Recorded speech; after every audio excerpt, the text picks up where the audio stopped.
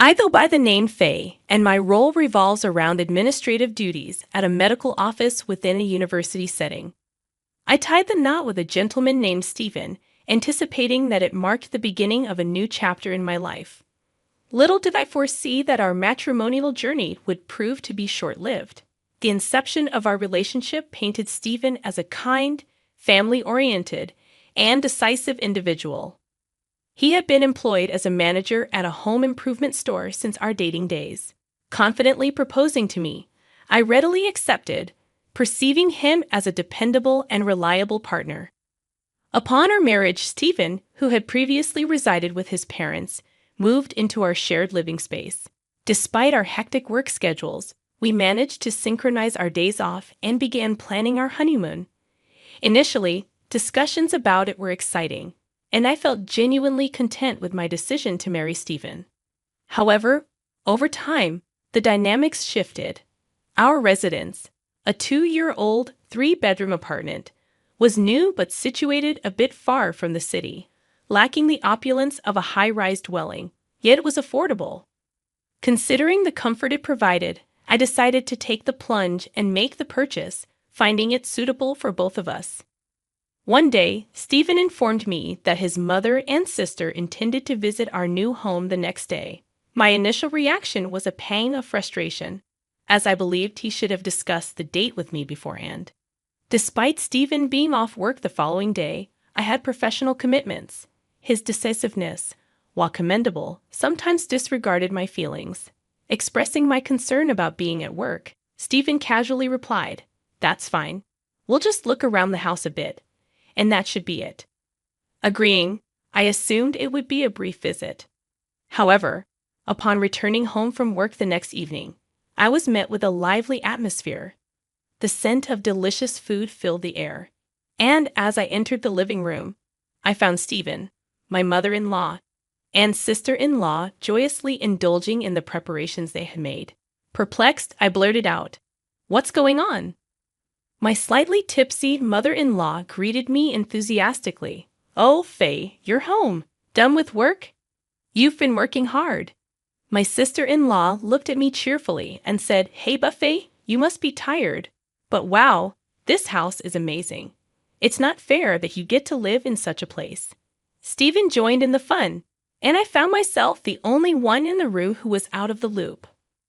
Trying not to upset them, I asked, "I was told you were coming for a house tour, but did you plan on having dinner as well?" This wasn't what Stephen had communicated to me, and I felt a bit upset. With a smile, Stephen casually replied, My mom and sister said they had plenty of time, so we thought, why not have dinner?" It seemed he was considering their time, not mine, and I wanted to express that. While I don't dislike my mother-in-law or sister-in-law, I didn't want to be on my toes in my own home. However, Stephen explained, "My dad is not around anymore, and it's always just the two of them. They need a change of scenery once in a while," in a carefree manner. His mother-in-law chimed in, saying, "Stephen is such a kind boy, Faye. You should appreciate that you got to marry Stephen," as if I were being taken care of by him. Wanting to retort, "I'm working and earning too, you know," I thought it might be okay to let them have a family dinner once in a while. So I decided to step back. They had bought the groceries and prepared the meal themselves. However, my mother-in-law said something that left me shocked. "But this fridge is stocked with good meat. High-quality meat really is delicious," she exclaimed, clearly indicating they were using our groceries. The alcohol and snacks my sister-in-law enjoyed were exactly the ones we had bought. When I asked about it, my mother-in-law responded, "Well, if you have this much in the fridge, there's no need to go shopping, right? It's a hassle to go to the supermarket without any remorse." To add insult to injury, she added, "I'm tired now, so if you want to eat something, Faye, you'll have to make it yourself." I was genuinely angry at this whole conversation, and my emotions were threatening to spill out. Despite that, I managed to suppress my anger and respond with a strange smile, saying, "Is that so? Well, I'll take care of my portion then," and headed to my room. It seemed some of my emotions may have leaked out, as when I closed the living room door, it made a slightly louder bang than I intended. Immediately after, I could vaguely hear my mother-in-law and sister-in-law talking. "Oh my, is she always this rough? Is she okay?" My sister-in-law wondered. Despite being in such a nice house, she questioned, "I wonder if Faye won't end up breaking something, right, Stephen?" Casually responding, Stephen said, "I'll remind her later. She's probably just tired from work." After all that, my in-laws left without cleaning up. To make matters worse, Stephen even came to my room and lightly scolded me, saying, "Hey, what's with all the irritation?" It's not fair to criticize my in-laws, but honestly, having everything done without my permission and then leaving without cleaning up was too much for me to bear. When I expressed my frustration to Stephen, he tried to pacify me, saying, "Well, calm down.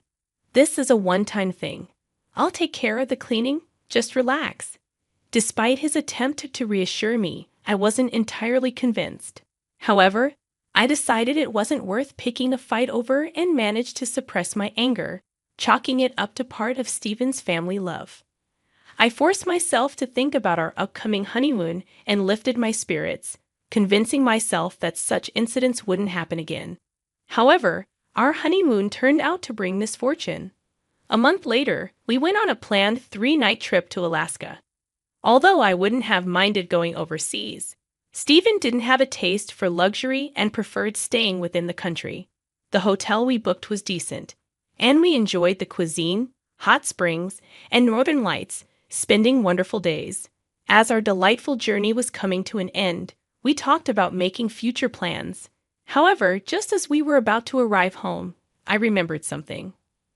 I wondered if I had locked the bathroom window before leaving. Living on the 4th floor of an apartment building, the small window seemed secure, but I couldn't shake the thought. Mentioning this to Stephen, he casually responded, "It'll be fine. My mother and sister are there." I was perplexed, as I hadn't heard about this arrangement. Stephen calmly explained, "Oh, didn't I tell you? They said they'd clean up while we're away. It's really helpful, you know. Dust piles up after 3 or 4 days." Learning that he had given the house keys to my mother-in-law without my knowledge upset me again. From then on, I barely spoke to Stephen and hurried home faster than usual, anxious about what might be happening in our house. Upon arriving home and entering the living room, they were having another party, and dishes made from food likely taken from our refrigerator were lined up. Nonchalantly, my mother-in-law called out, "Oh, you're back. Did you have a good time?" I was in no state to give her a proper answer. Despite her claim about cleaning up, the place was messier than before, and there seemed to be even more bags from my mother-in-law and sister-in-law. Seeing all that, I could almost hear the last straw breaking inside me. Enough was enough. I found myself unable to contain my frustrations any longer, blurting out, "What are you doing? Please go home. This is our house, and it's a problem if you keep doing as you please." My mother-in-law responded, saying, "Okay, why are you so upset? I'm in no position to say that. This is Stephen's house, so there should be no problem with whatever we, as his family, do." My sister-in-law chimed in arrogantly, saying, "That's right, Faye. If anything, we should have more right to live here than you." I couldn't understand their way of thinking and asserted, "Hey, I'm paying for this house too, you know. It's my house as well. So I need you to get my permission too." I was filled with a feeling that I didn't want to hold back anymore, and there was also concern that if I didn't retort, they would get carried away. What further fueled my frustration was the unexpected response from Stephen. He said, "Hey, Faye, you need to stop. How can you speak to my family like that? We're all going to live here from now on. Don't be so selfish."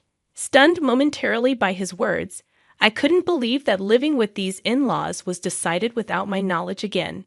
In response to Stephen, I retorted, "So why do you decide on your own without telling me? Can't you consult with me at least once? Who's being selfish here? Don't be ridiculous." The cheerful atmosphere from our honeymoon trip vanished, and the room turned into a battlefield.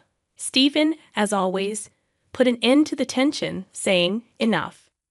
If you hate living here so much, Faye, you can leave. His words had the opposite effect on me. They calmed me down. I realized I couldn't continue living with these people, and if that was the case, there was no reason for me to stick around with Stephen and the others.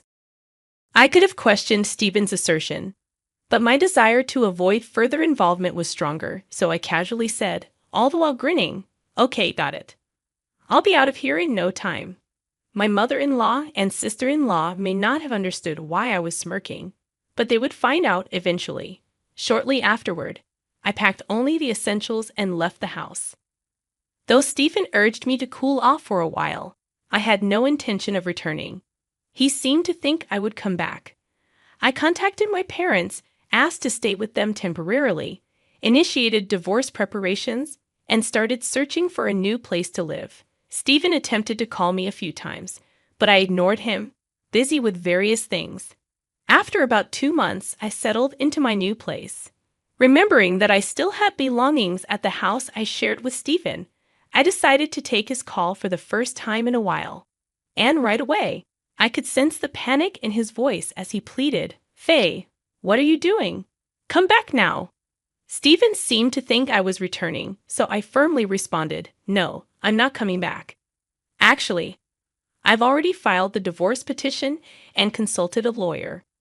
Let's talk about the property division." His stunned reaction revealed that he hadn't anticipated this development. In a state of disbelief, he exclaimed, "Huh, divorce? Please not that. I can't deal with that right now." His plea became even more frantic.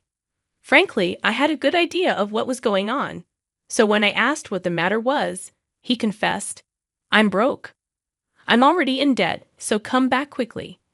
As expected, he must have thought I would return, assuming he could afford to kick me out. However, he was wrong. Stephen wasn't earning much. I estimated his take-home pay at around $2,000 a month. The monthly mortgage for the condo we bought was also $2,000. While I contributed $1,500, he only put in $500. Covering all other expenses, including utilities and groceries, was possible because of my higher income. Even our honeymoon had to be modest due to his financial constraints.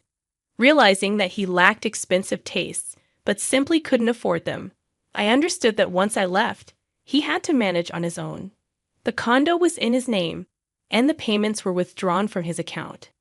Losing my $1,500 contribution each month left him financially strained, especially with his jobless mother-in-law and sister-in-law living with him. Given the circumstances, it was natural for me to be upset when he made unilateral decisions about the house or used items from the fridge casually. With just his salary, their expenses wouldn't last a month. Drowning in debt seemed inevitable at this rate. My mother, furious about the situation, implored me, asking, "Why did you kick Faye out? Come back home right away and do something." I found myself speechless as it became apparent that Stephen's mother and sister were under the mistaken impression that he earned a decent living. Despite his title as a store manager, the reality was that this designation didn't necessarily equate to a high salary. We had purchased a somewhat decent condo, and they entirely believed that Stephen was the primary contributor, which was both pitiful and foolish. To make matters worse, it turned out that his mother-in-law, having exhausted her deceased husband's assets, ended up broke and moved into my house. She and her daughter had terminated their rented apartment lease. It was moments like these that left me mortified to have any familial ties with them, and I was eager to finalize our divorce as quickly as possible. Upon expressing my desire to proceed with the divorce, Stephen agreed readily, stating that all he needed to do was fill out the paperwork with his lawyer and send it back to the court. Our divorce was finalized without any issues, and I returned to my previous residence to organize my belongings. After completing the shipping procedures for my luggage, Stephen, in the presence of his mother and sister, thanked me, saying, "Phew, you really saved me, Faye. I'm already $10,000 in debt, and it's going to increase by another $5,000 this month if things continue as they are." I was shocked at the speed with which he accumulated debt. Apparently, his mother and sister had extremely poor spending habits and were grinning while relying on my wallet. In response, I suggested, "How about your mother and sister start working? If 3 people work, it will somehow work out, right?" Stephen and his mother were caught off guard by this proposal, and Stephen asked, "Aren't you going to help us out?" To this, I calmly replied, "What's that supposed to mean? Why should I pay for your living expenses? Earn your own share." I didn't say I would pay. I said I would think about it. Leaving them in a state of confusion and creating a ruckus, I asserted, "I'm not your daughter-in-law anymore, so good luck." I got into my car and left my former residence. Eventually, Stephen's mother and sister reluctantly started looking for work, but due to their laziness, they didn't get far. Meanwhile, the loans kept coming, and living expenses piled up. Despite this, they maintained extravagant tastes, and Stephen's debt continued to increase. In stark contrast, I could finally use the money I earned for myself, enjoying hobbies and traveling. Leading a fulfilling life motivated me even more at work. One day, a doctor at work approached me and remarked, "You're really glowing recently, Faye." This encounter led to us dating, further enriching my daily life.